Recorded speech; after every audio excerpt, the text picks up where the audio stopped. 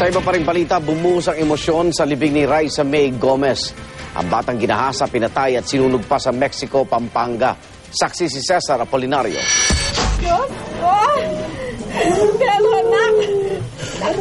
Sa gitna ng mga luha, umigpaw ang sigaw ng hustisya ng pamilya ng 7 taong gulang na si Raisa May Gomez. Inilibing na kanina ang bata na inalay at sinunog, di kalayuan sa kanilang tahanan. Nakiramay ang mga kapitbahay at mga kaklase ni Raisa May sa paghatid sa kanya sa huling hantungan. Bago ang libing, nagsagawa ng backtracking ang mga pulis kasama ang lola ng biktima.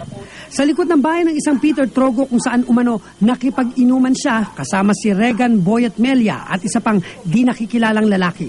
Natagpuan ng asul na shorts na suot daw ni Raisa nang mawala. Itinuturing na ngayong suspect ang 3 sa krimen. Kilalang kilay sa lawal na yun dahil gusto lagi niya yan. Yan yung suot nung nyo? Oo, nung huling, oo.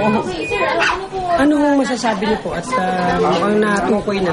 Nawawala nga sila eh. Tumakas na eh. Wala nang tao dito. May nakita rin daw sa bahay ni Trogo na mga mantsa. Kukumpirmahin ng mga pulis kung dugo ito ni Raisa.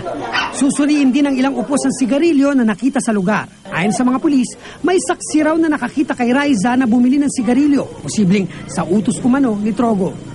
Mula noon, hindi na raw nakita pang buhay ang bata. Nitong Lunes ay sinuko ng kanyang ina ang suspect na si Melia. Pero pinalaya rin dahil sa kakulangan daw ng ebidensya. Isasabit natin ito as an additional evidence doon sa korte para lumakas ang ating kaso. Posibleng maharap sa kasong rape with homicide ang 3 suspect. Pero sa ngayon, wala pang warrant of arrest laban sa kanila. Cesar Apolinario ang inyong saksi.